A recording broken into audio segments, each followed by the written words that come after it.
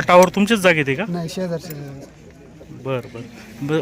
तुम्हीच सर्वप्रथम समजलं तुम्हाला हे? मला सर्वप्रथम सांग, मी माझा पोरगा इकडे आलतो त्यावेळेला मी कल्पना दिली ती BSNL टावरवाल्यांच्या यांना.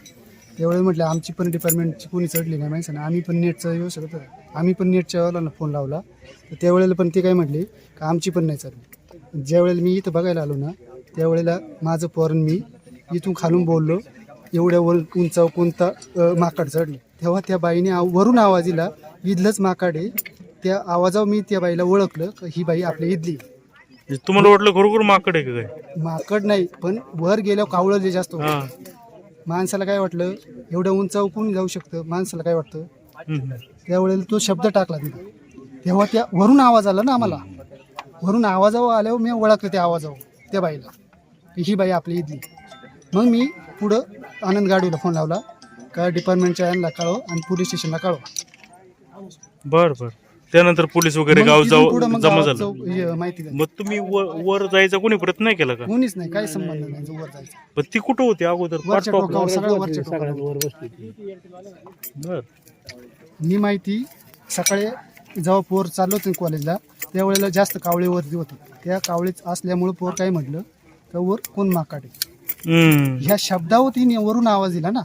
बरं झालं ना तुमचं लक्ष गेलं. हा, मग आवाज दिल्याच्या नंतर मग आम्हाला कळालं की ही कोण. मग मला आता कळलं का तिचं मुलं वगैरे कोणतरी वर चढायचा प्रयत्न केला होता खाली. आणि तिचे पती हे वर चढत होते, ती वरून काहीतरी बोलली का मी जीव दे, त्यासाठी त्यांना खाली बोलवलं.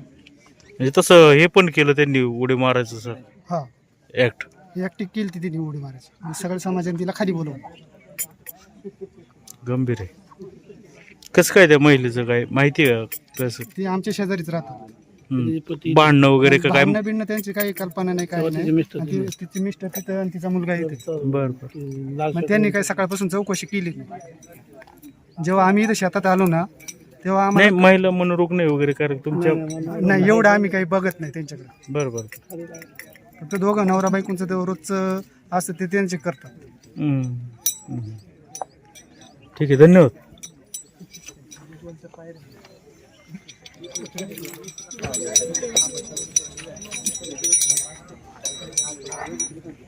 हे रोप बांधायचं काम चालू आहे.